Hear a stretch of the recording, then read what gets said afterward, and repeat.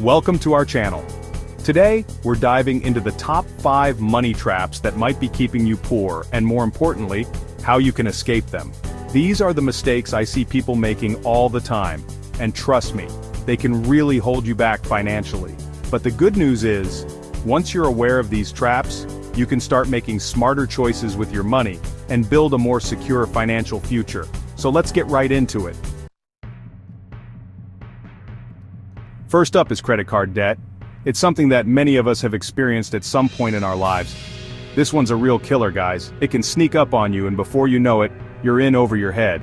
You know how it goes. You swipe the card for a little treat here, a small purchase there, and before you know it, you're drowning in interest payments. Those small purchases add up quickly, and the interest compounds, making it harder and harder to pay off. The average credit card interest rate is over 20% APR. That's a huge amount of money that you're just giving away to the credit card companies. That means if you're only making minimum payments on, say, $5,000 in credit card debt, it could take you over 15 years to pay it off and cost you thousands of dollars in interest. Imagine all the things you could do with that money instead. That's money you could be investing, saving for a down payment, or using to travel the world. Instead, it's going to the credit card companies. So, how do you escape this trap? It might seem impossible, but there are steps you can take to get out of credit card debt. Well, the first step is to stop digging. You can't get out of a hole if you keep making it deeper. Put those credit cards away, cut them up if you have to, and commit to only spending money you actually have. This is crucial to stop the cycle of debt. Then create a budget and stick to it. A budget helps you see where your money is going and ensures you're not spending more than you earn. Figure out where your money is going each month and identify areas where you can cut back. Maybe you can reduce dining out, cancel unused subscriptions, or find cheaper alternatives for some of your expenses. Next, prioritize paying off your credit card debt as quickly as possible. The faster you pay it off, the less interest you'll pay overall. Consider the debt snowball method, where you focus on paying off your smallest debt first to gain momentum, or the debt avalanche method, where you tackle the debt with the highest interest rate first to save money on interest charges. Both methods have their advantages, so choose the one that works best for you. And hey, if you're really struggling, don't be afraid to reach out for help. There are professionals who can assist you in managing your debt. There are non-profit credit counseling agencies that can help you negotiate with creditors and create a debt management plan. They can provide you with the support and guidance you need to get back on track. Remember, getting out of credit card debt is a marathon, not a sprint. It takes time, effort, and dedication. Just stay focused, stay disciplined, and you'll get there.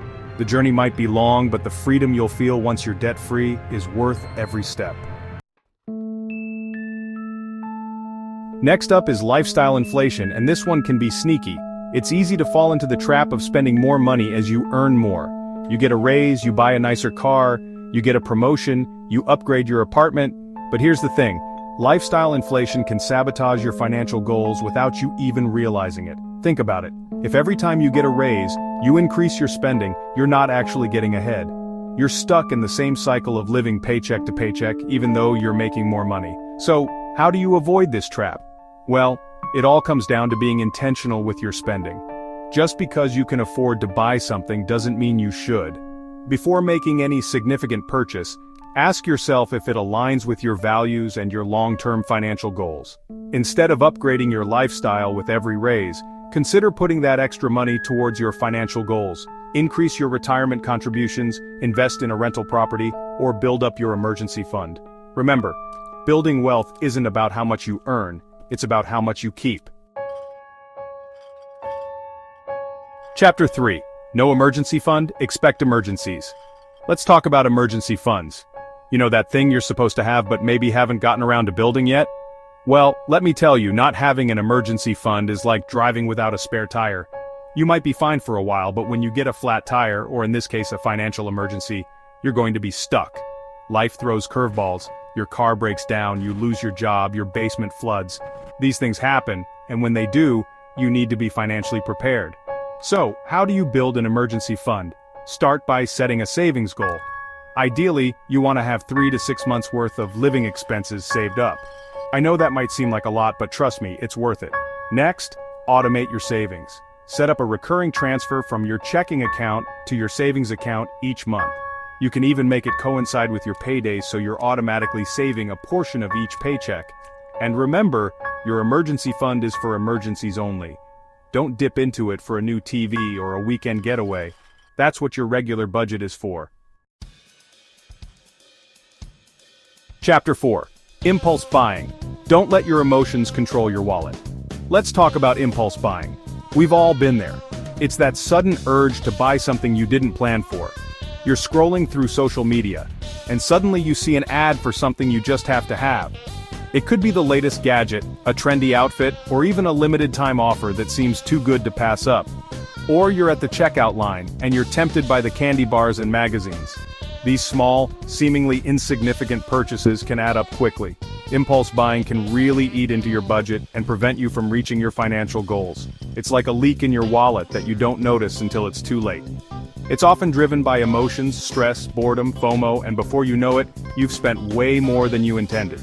These emotional triggers can be powerful and hard to resist. So how do you curb impulse buying? The first step is awareness. First, be mindful of your triggers.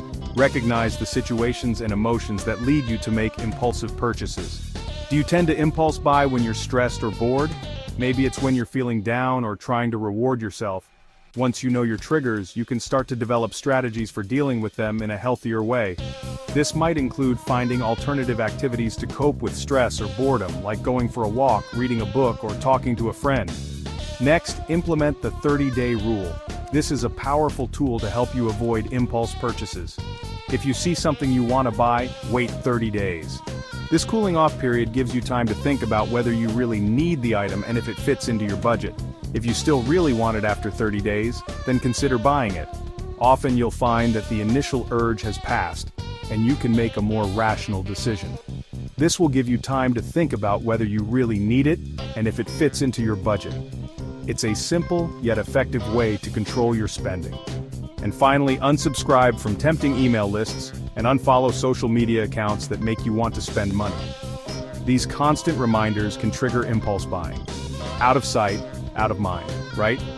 By removing these temptations, you can create a more controlled and mindful approach to spending. Chapter 5. The Power of Compounding: Why Investing Early Matters. Last but not least, let's talk about investing. It's a topic that often feels overwhelming, especially for those just starting out in their financial journey. Specifically, the trap of not investing early enough.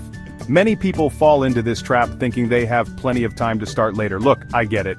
Investing can seem intimidating, especially when you're young and don't have a lot of money to invest.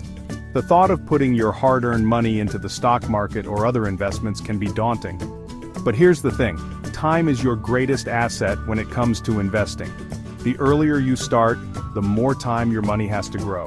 The sooner you start investing, the more time your money has to grow through the power of compounding. Compounding is a magical concept that can turn small, regular investments into substantial wealth over time. Compounding is basically earning interest on your interest, and it's how your money can grow exponentially over time. Imagine a snowball rolling down a hill, gathering more snow and growing larger as it goes. Even if you can only invest a small amount each month, it can add up to a significant amount over time. Consistency is key, and even modest contributions can lead to impressive results. Let's say you invest $100 per month starting at age 25. This might not seem like a lot, but the power of compounding can work wonders. Assuming an average annual return of 7%, you'd have over $240,000 by the time you retire at age 65. That's the magic of starting early. But if you wait until you're 35 to start investing that same $100 per month, you'd only have around $100,000 by retirement. The difference is staggering. That's a difference of over $140,000. This gap illustrates the importance of starting as early as possible. So how do you start investing? The good news is that it's easier than ever to begin. Well, there are tons of resources available online to help you get started. From blogs and articles to video tutorials and online courses, the information is at your fingertips. You can open a brokerage account, which is a platform that allows you to buy and sell investments like stocks, bonds, and mutual funds. Invest in a low-cost index fund, which is a type of mutual fund designed to replicate the performance of a specific index, like the S&P 500. Or even use a robo-advisor, which is an automated platform that creates and manages a diversified portfolio for you based on your risk tolerance and goals. The important thing is to just start. The sooner you begin, the more time you give your investments to grow and the better off you'll be in the long run. Outrow. Escape the traps, build your wealth. Thanks for watching. If you found this video helpful, make sure to like, subscribe, and hit the notification bell so you don't miss any of our future tips on managing your finances. Remember, building wealth and achieving financial freedom is a journey. It takes time, effort, and discipline. But by avoiding these common money traps and making smart choices with your money, you can set yourself up for success. See you next time.